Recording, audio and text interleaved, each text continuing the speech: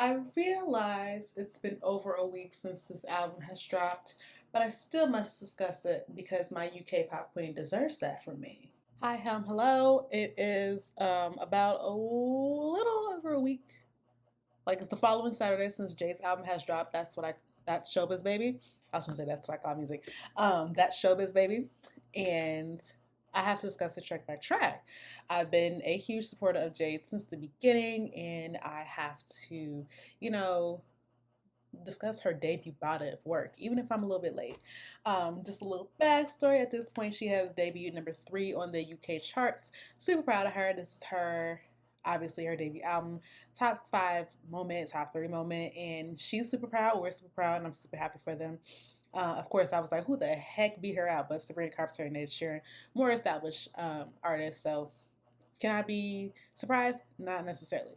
But we're gonna go track by track, rate the songs as I normally do when it comes to album releases, and we're gonna take it from there, shall we?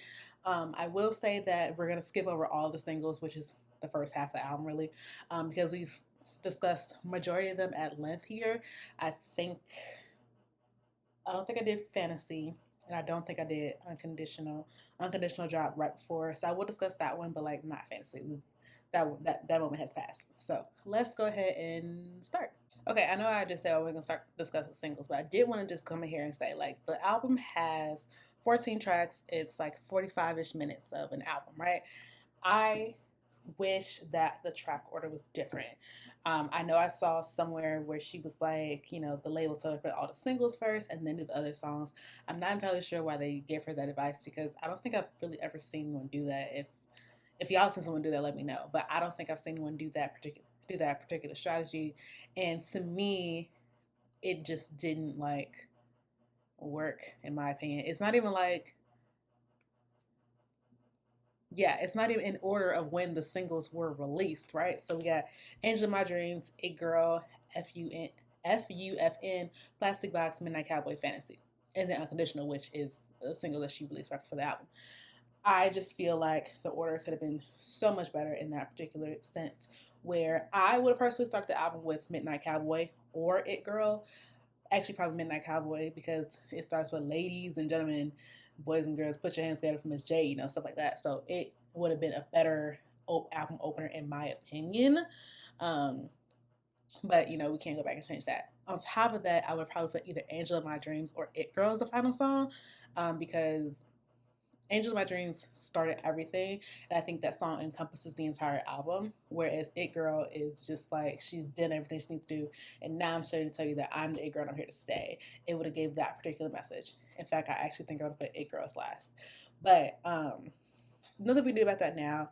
It's just also weird to me that we put all the singles in the beginning of the album and we didn't even put them in order. Like it was Angel of My Dreams, then Fantasy, if I'm not mistaken. It wasn't, and then Midnight Cowboy. So I'm just not really understanding how we got here.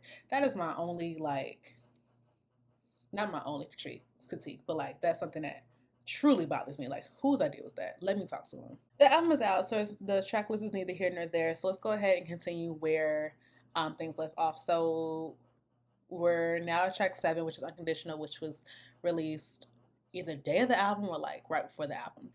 And if we're being honest, I didn't love this song at first. I just, something about it just felt really, really off. And if we're being honest, like I still don't love it. However, just like actually reading all the words and um, knowing that it's about her mom, that kind of puts a little bit higher in my opinion. It's still not my favorite song that she's released as like a single because we'll get to my favorite songs later.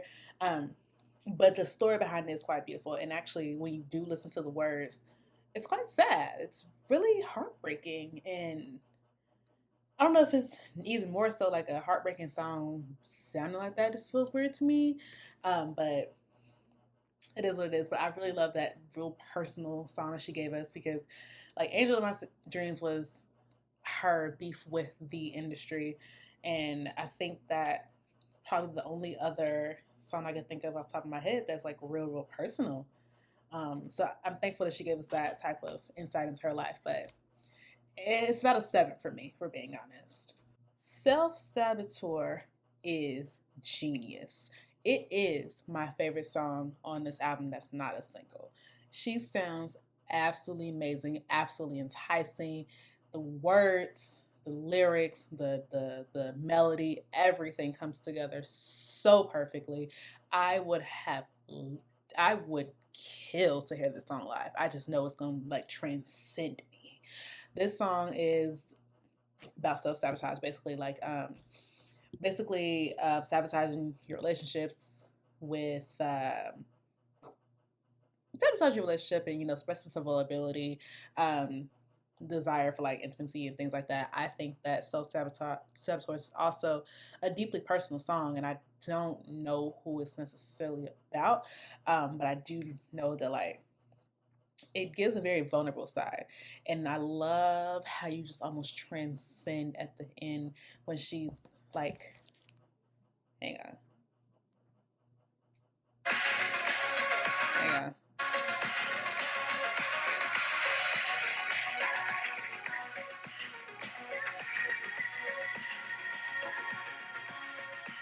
She's that part there I can't play too much because YouTube likes to fight with me. But she just it like the faded vocals, it just sounds amazing. It is my favorite. It is a 10. It's damn near an 11. I can't begin to like tell you how much I replay that song over and over. It has so much replay value for me as well. And I just love songs like that. Like when you're really vulnerable. I love my friends will tell you I love a good sad song. And a good sad song that tells a real good story. I can't be mad at that. So that's definitely like a 10 out of 10 for me for sure. Lip service is cute, okay? I love a subtly sexy song without being overly raunchy, overly telling, all those crazy things like for an artist like Jade specifically. Like it's kind of one thing when it's a rapper because that's just that.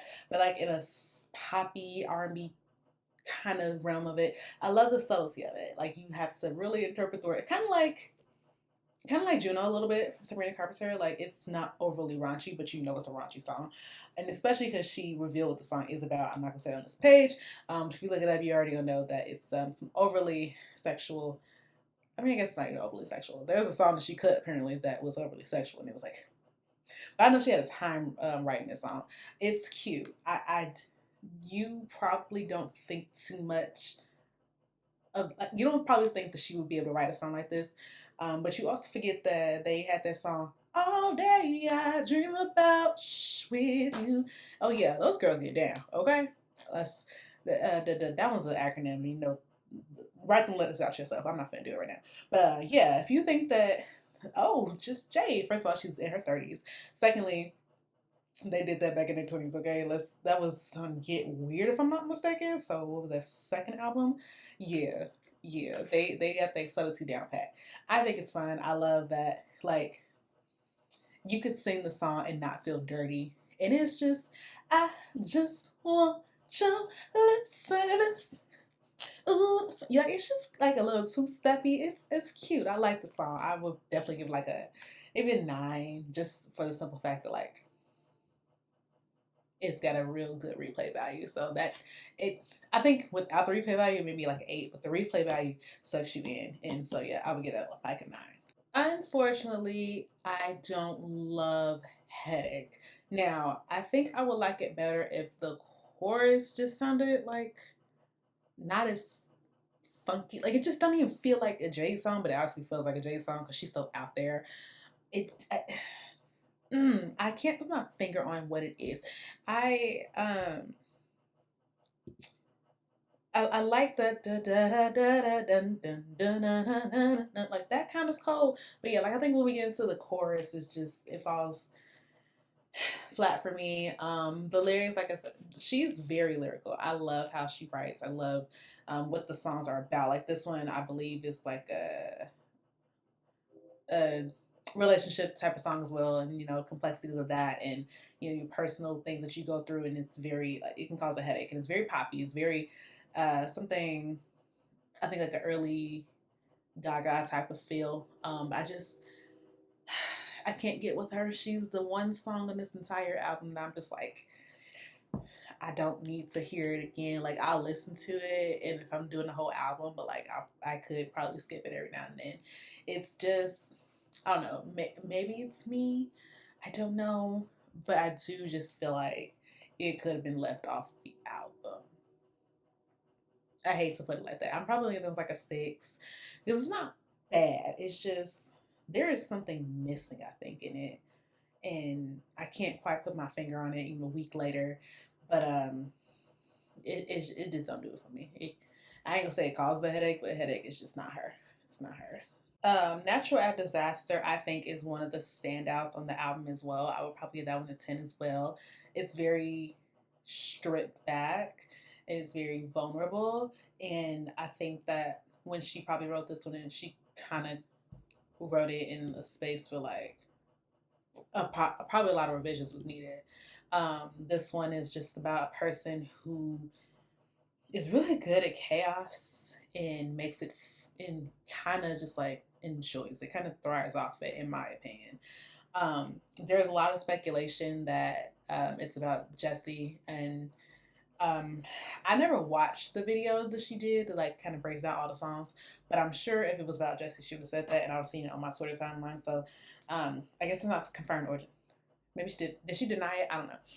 Um, but if it is, it would make a lot of sense, just given like everything we learned about the fallout throughout the years. But I love that it's um, just it gives a very powerful Jade. It reminds you that she is a vocalist as well. She's not just the next pop princess, even though she is. She she can make a really powerful and feel hmm, she can make a powerful ballad that's filled with a lot of powerful vocals, right? Natural Disaster, I think, is, like I said, a standout on the album. I think it's a 10. Whoever this is about, or it could be about multiple people, you never know. But they really had her pour her heart into that and just vent. It was like I feel like it was like a therapy session. And I applaud her for getting this out, and that is a body of work. It's definitely something different from what we've heard from her. Like, we've gotten all type of things from Jade to have her stand out as an artist. Like, I think she does stand out as an artist. She's not in a bowl, like in a bubble. But this one reminds you of she's her versatility, and yeah, you just can't. I have no bad things to say about Natural Disaster. Like, I listened to it and I almost want to cry just the way that she sounds. She sounds hurt, and getting that hurt out in the song. And yeah, no, it's amazing. I love it. Glitch, Come Get Your Baddie Chain. This is the song on the album that I had to play back immediately because I was like, whoa, this sounds amazing. I love this song. This is actually the first song that I deemed my song when I listened to the album entirely through. Then I went back and added Saboteur. Um, but it's because of how different it sounds. It's nothing, in my opinion, like anything she's released, and it sounds so. It sounds like a glitch. She has the little I'm not gonna do that little glitch part, but she's doing the chorus. Get out of my skin, get out of my, oh my god, it took me back when I heard it for the first time. I had to like run it back for certain. I don't entirely remember what the song's about, but what I do know is that it's very sonically pleasing to my ears. She sounds glitchy, robotic-y, like one with the song very much so, and it's not an overpowering. Like, it's a slow. It could be considered a ballad, but it's not like a Natural Disaster. It's completely different. I almost wish this was a single, but then I also loved being pleasantly surprised by it when I heard it on the album. Like, I have no notes, none, none. Love Glitch. She's really her. That's the song I can't wait to like see her live. Unfortunately, she's only touring the UK, so I won't be able to see that tour when it's coming up. But I can just imagine like the lights and the strobing and everything. Oh, it's gonna be a fantastic. Someone put it on YouTube for me to watch, please, and thank you. Yeah, I gotta give her a 10 too. Another standout on the album is Before You Break My Heart. And before we get into it, let's just, for the sample, Motown, The Supremes, Jade. Yeah, you surprised me with that one, girl. I heard it and I was like, I know that's not Diana Ross. And it's just, she did it so justice. Like, and then let's also, she sampled herself too. She has it in there of herself, her younger self singing the song too. Girl, you that brain. That's Beyonce coded. That's what's that one song where she has, well actually she doesn't really sing it, but I'm up that age. Yeah, you know, has the girls time part right before it starts. She really didn't sample herself, but girl, that's some stardom stuff right there. Okay, get into the song. It's basically telling us the person, you know, to think about their actions before they cause like emotional damage to the person. It's fantastic. It's very Motownsy. Actually, it's Motown with a modern twist. Like it sounds like it could belong in the '70s, which that song either came out on the late '60s or early '70s. It sounds like it belongs in that era, but then it also sounds like it belongs here. It is absolutely 100% amazing. That, like I said, that brain, whoever helps her engineer that song, you get your baby chain too. I can't think of a better song that fits Jade's personality. Um, she's very, I think she's old at heart. So I can't think of a better song. Again, These Supremes, like, girl, are you kidding me?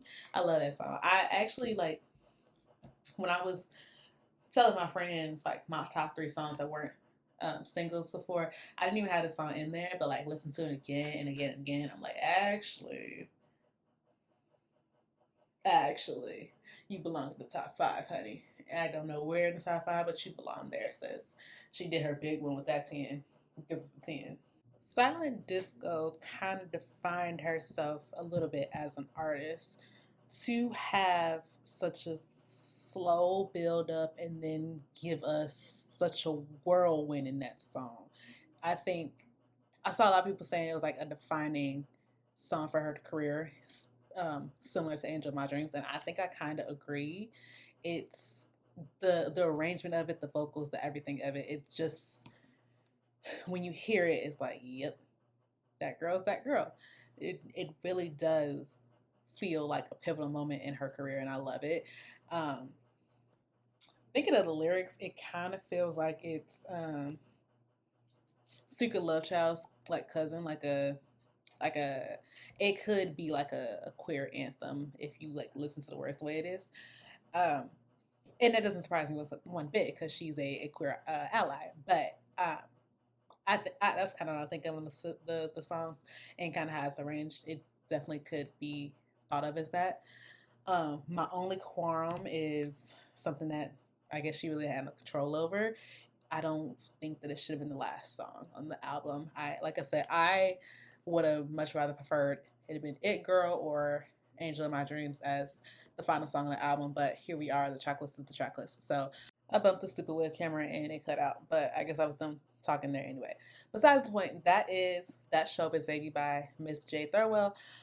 Miss Jade Amelia, if nasty, no, I'm kidding. I think it's a really solid piece of work. Like I said, the only song I really don't love is Headache. But everything else is really freaking solid. If I had to, so I have two sets of like top three songs, right? So I have, well, top five songs. So I have like the songs with including singles and songs not including singles, right? So definitely go Self Saboteur, Natural Disaster, Glitch, Before You Break My Heart, and Silent Disco. Those would be the five I would put in the top five if we don't include singles. If we're including singles, some of y'all might hate me, okay? But